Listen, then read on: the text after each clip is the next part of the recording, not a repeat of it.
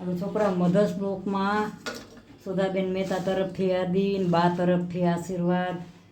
આજે બુધવાર છે, આજે સપ્ટેમ્બર મહિનાનો બુધવાર છે. આજે હું રસોઈમાં જો બેઠા ભાત કરું છું. હવે આ ભાત છે ને હું 2-3 પાણી ધોઈ પલાળી પછી કુકરમાં જ બનાવવાના છે. કુકરમાં બેઠા ભાત બનાવવાના છે. અને આ ચણાની દાળ બનાવવાની છે. આમાં એક રાતે પલાળી દીધી હતી, એક જ સીટી વગાડીશ એટલે આ દાળ છે ને આમ ગળે નહીં, ગળેલી દાળ નથી બનાવવાની એટલે. અને એમાં જે આ દાળની અંદર મરચાં, લીમડો, આ બધી વસ્તુ થોડી થોડી આમાં બધી જોશે ને એમ હું નાખીશ. હવે હું આમાં છે ને પહેલાં દાળ બાફી નાખીશ. દાળ બફાઈ જાય પછી હું આ પલાળેલા ભાત છે ને ધોઈને પલાળી દઈશ, પછી એ બાફીશ. એમાં એટલે દાળ બાફવા મૂકી દઉં.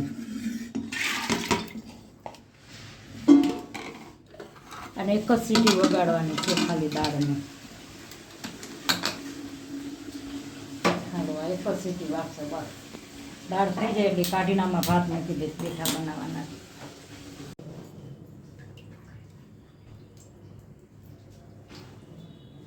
રજા તેલ મૂકી દીધું છે. હું હવે દાળ વઘારું છું. આ દાળમાં મેં હળદર ને મીઠું ટમેટાની નાખી દીધા હતા બાફવામાં. હળદર, મીઠું ને ટમેટા 3 વસ્તુ મેં બાફવામાં નાખી દીધી હતી. તેલ મૂકી દીધું છે. હમણાં આવે ને એટલે વઘારી નાખું. આપણી બાજુ દાળ, આ ઝારખંડ બાજુ બધે બાજુ દાળ, ચણાની દાળ બહુ બનાવે.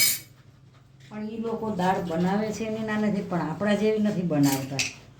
મેં જોયું આપણી જે રસોઈ બને છે ને આવી ગયો છે. હવે અંદર મેં આની અંદર સરસ થઈ ગઈ છે. મેં આમાં ટમેટાં, મરચાં, લીમડો બધું નાખી દીધું છે બાફવામાં.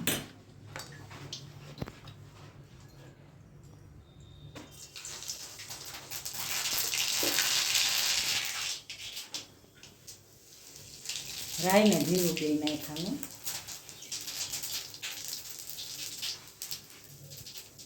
સૂકા મરચાં નાખ, લીમડો, આ હિંગ, આદુ ને લસણ છે.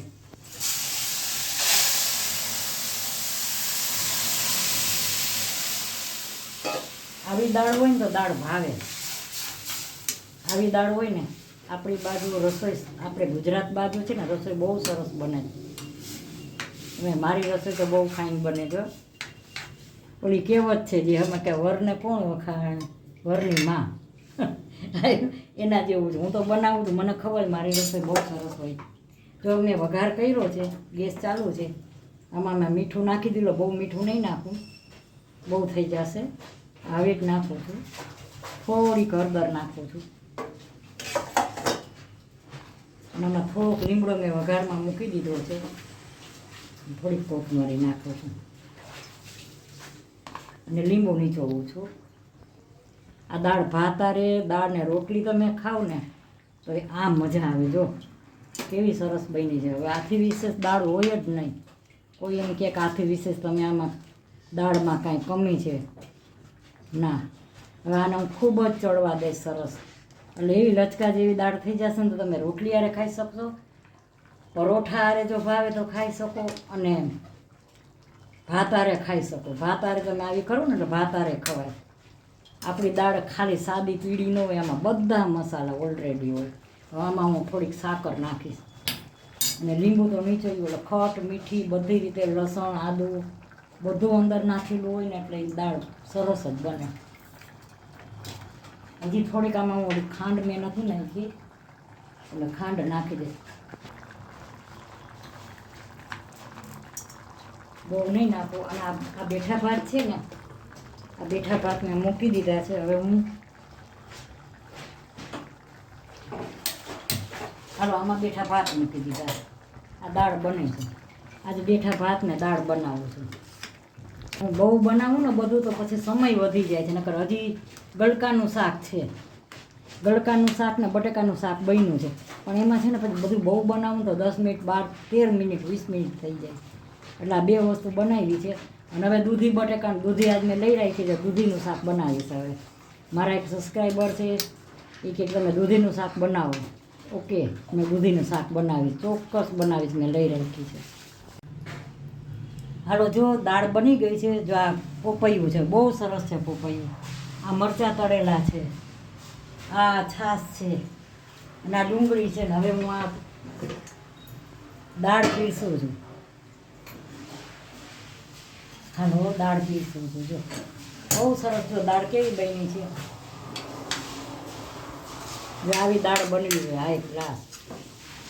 તમને એમ થાય કે લચકા જેવી દાળ આમ નથી થતી તો શું કરાય? બટેટું હોય ને, બાફેલું બટેટું છૂંદીને નાખી દેવાય એટલે એકદમ લચકા જેવી દાળ બને. ન બનતી હોય તોની વાત છે, બનતી હોય તો કોઈ સવાલ નથી. આ કેવી સરસ દાળ બની છે હાઈ ક્લાસ. આજે સુધાબેને રસોઈ બનાવી છે હાઈ ક્લાસ ટૂંકમાં. આજે ઓલા આજે હું લાઈવ બતાવું છું તો જો હું થાળી પીરસું છું એમ. ત્યારે બીને બતાવવું જોઈએ ને. જીવનમાં નવીનતા હોવી જોઈએ જીવનમાં. એકને એક ધારું બધી જિંદગી જીવી જોઈને કંટાળતા હોય. જો હવે હું પાપડ શેકું છું. આજે લાઈવ બતાવું એવી પાપડ, થાળી પીરસવાનું.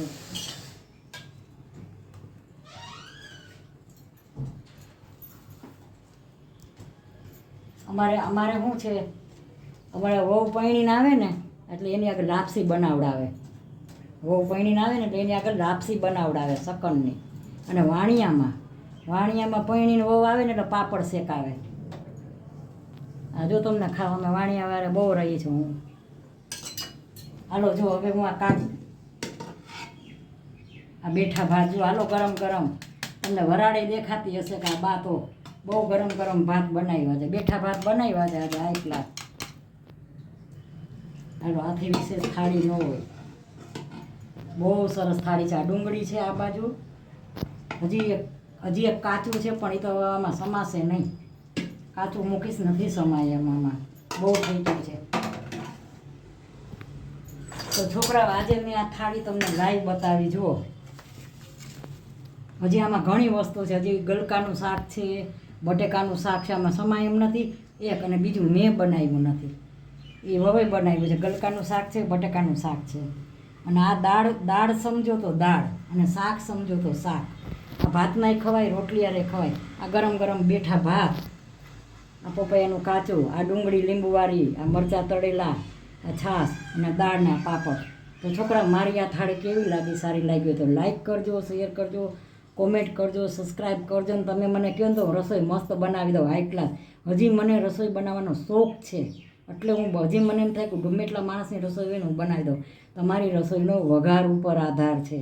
તમારો વઘાર સારો હોય ને રસોઈ સારી જ બને. તો મારો વિડીયો શેર કરજો ને સબસ્ક્રાઈબ જરૂર કરજો છોકરાઓ. બાય બચ્ચો.